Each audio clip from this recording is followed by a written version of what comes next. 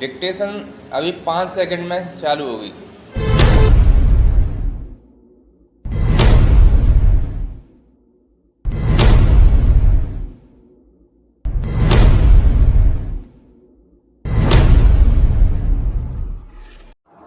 OP Shukla, भाग 8, अभ्यास संख्या 58।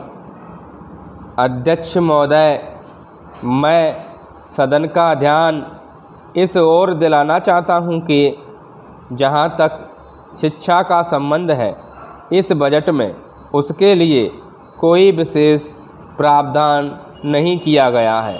मैं ऐसा भी नहीं कहना चाहता हूं कि अधिक से अधिक स्कूल खोले जाएं।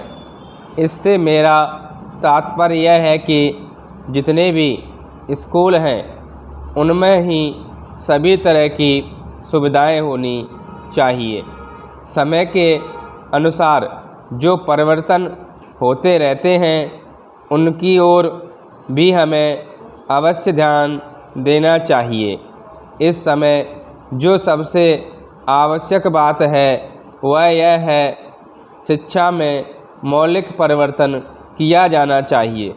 हम सब इस समय लोकतंत्र के युग में रह रहे हैं और यदि हमें लोकतंत्र को सफल बनाना है तो सबसे पहले हमें ऐसे नागरिकों की आवश्यकता है जिन्हें अपने अधिकारों और कर्तव्यों का अच्छी तरह ज्ञान हो।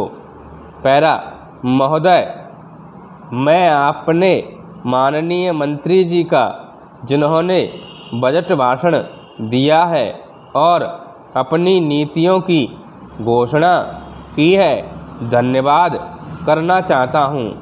इस बजट से निश्चय ही परिवर्तन आएगा और हमें पूरा विश्वास है कि यह देश को एक नई दिशा प्रदान करेगा। इस बजट भाषण को सुनने से यह पता लगता है कि समाज के सभी वर्गों का इसमें ध्यान रखा गया है। भारतवर्ष एक कृषि प्रधान देश है और मैं यह समझता हूँ कि इस बजट को तैयार करते समय यह पूरी कोशिश की गई है कि इससे ग्रामीण अर्थव्यवस्था को पूरा बल मिल सके।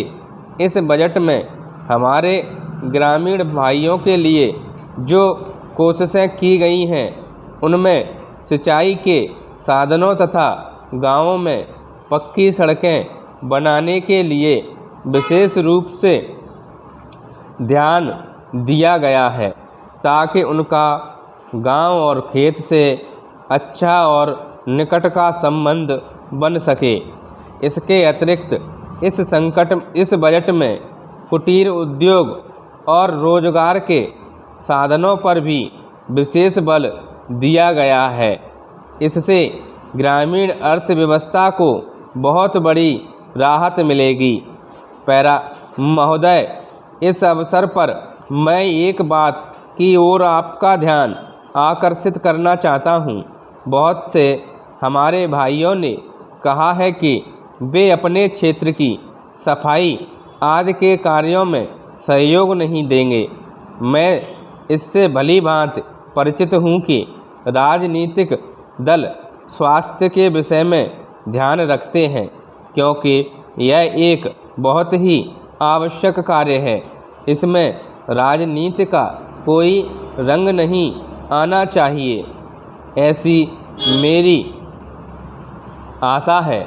मैं अनुरोध करूंगा कि सदस्यों की जो समस्याएं हैं उनको ध्यान में रखते हुए नगर प्रशासन कोई ऐसी नीति बनाने की कोशिश करे जिससे नगर निगम से एक सहयोगपूर्ण वातावरण बना रहे किंतु इस वातावरण में राजनीति बिल्कुल न आने पाए।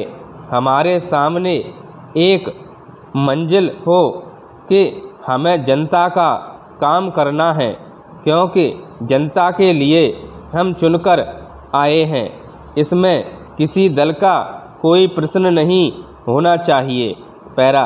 एक और बात की ओर मैं सदन का ध्यान आकर्षित करना चाहता हूँ।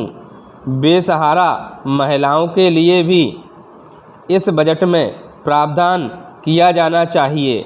उनको आर्थिक रूप से स्वतंत्र बनाने की कोशिश की जाए।